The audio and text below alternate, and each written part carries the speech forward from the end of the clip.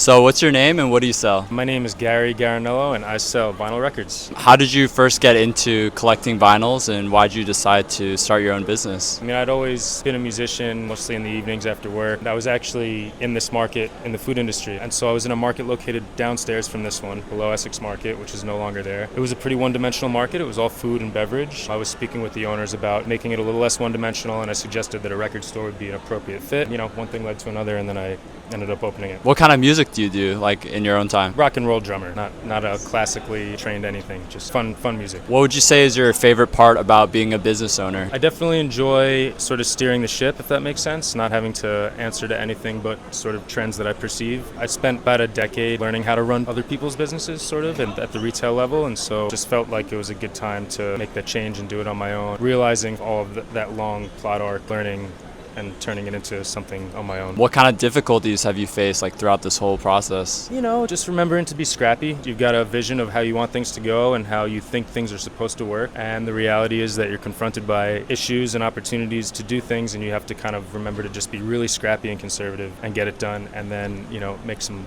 money before you can implement the systems that maybe you think are more, you know, ideal. Yeah, it doesn't have to be like perfect at the start, right? Yeah. What would you say is like the weirdest or most interesting thing you've sold here? I mean, I've been fortunate enough to get some really great early pressings from Prestige, a great jazz label from New York, and also some really good near mint condition North of England post-punk. Last question for you here. How did you come up with the name? It sounds really good. When you name something, it should attract people. It should sound good. Catalyst, it sort of just, to me, sounded like familiar, like it could have come from like the golden age of records, and it's got like a big kind of American sounding name, Cadillac, you know, feels sturdy. Yeah, it's like boom. Yeah.